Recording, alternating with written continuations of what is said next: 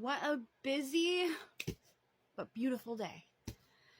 Okay, well, I made a video about my frustration with my dad and a letter that I was going to write to him.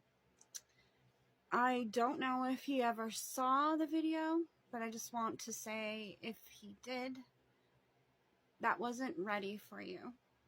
And I'm sorry if you saw it. There are things that I wanted to talk to you about, and then there were things in there that didn't belong in there. So I was really hoping that you would never see that. But if you did, I'm sorry. Sorry I posted it. But I am leaving the video up because this is a video diary, and I want to learn, you know? Like, this particular situation I can learn from, because it wasn't about you. Not entirely. It was mostly about me. Me holding on to anger. Me holding on to a grudge. And you didn't deserve it. You did not deserve it. I know you're working really, really hard. And I'm sorry. I can't just run away from this type of situation. This is family. You can't get rid of me. I'm going to be here. And I'm happy to be here and take care of Mom. So anyway, I'm just leaving that out there.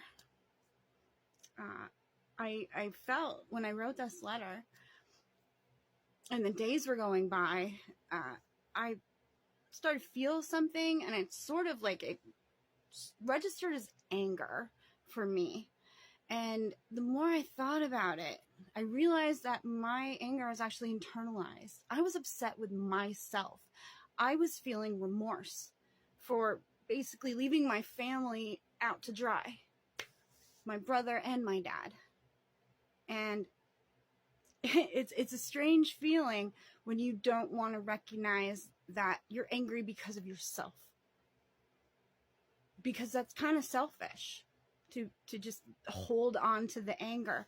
I know there are different situations where maybe that is appropriate, but literally days went by before I started talking to my dad, and that was unnecessary. So I'm going to try really hard to do a little more self-reflection, and I want to grow as a person. I also want to share this with the world. The feeling that I had, the remorse, the regret that was reading to me as anger, I was stuck. I was stuck on this angry cycle.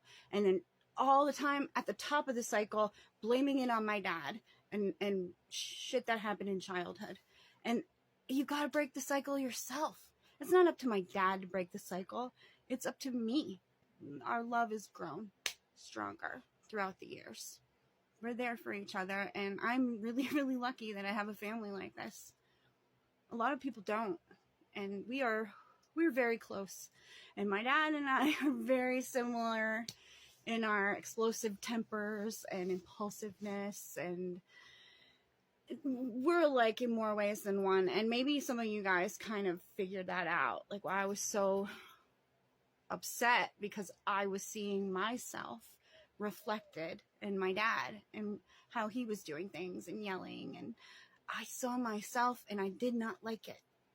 Who wants to have a mirror held up to themselves where they can see their flaws? I was watching something about malignant narcissism or malignant narcissists, and when I had my moment, I guess we're going to say of contrition, moment of contrition, where I was able to break the cycle and stop being angry and stop being stuck on that anger. And contrition is kind of like, you could talk to God or whoever for you. As a Christian, I'm talking to God, I'm talking to Jesus.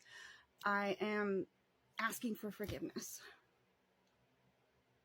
I want to learn from this. I want to do better, and I want to move on, because that's what's healthy. And this is really more of a story about forgiveness, right? There's forgiveness, there's self-reflection, and there's also hope, because I got some great things to tell you about my mom. So I was talking about this like kind of weird identity thing that she was doing, and she still kind of does it, but I don't know if it's as frequent because now she's her stuffed animal bear. So it's kind of like she's talking to us through the bear, which that's probably not great, but the PT person, she said, pick your battles. So I am not going to get on my mom if she wants to talk through bear right now. That's fine. Can't believe what my dad told me yesterday. He was in the kitchen, he was making dinner, and he just sees someone get up and go to the hallway to the bathroom. And he thinks to himself, he's like, huh, who is that? And then he realized that it was my mom. My mom got up out of her lift chair and walked by herself through the kitchen and hallway into the bathroom, sat down on the toilet herself to do her thing. Something clicked is all we can think of right now. I'm thinking, well, maybe it's muscle memory, but my mom is really smart. She's really strong, and I know she's struggling, but that is in her. That element of recovery is in my mom. Maybe it won't be every day, but that kind of blew me away. Like, what? She's getting up and doing stuff on her own? You mean she doesn't need me? I mean, she still needs us to stand up again and occasionally to sit or move her legs and stuff. But that is a huge, huge step to being able to take care of yourself, self-maintenance. And I have no doubt that my mom is just going to get better and better at this. So my story about contrition, forgiveness, self-reflection, and hope. Forgiveness feels so much better than the opposite of that. You become lighter, you become happier, and everything is just put to rest. You get to restart, renew, the reset button. Contrition is your reset button. Don't be like me. Don't stew in anger for days.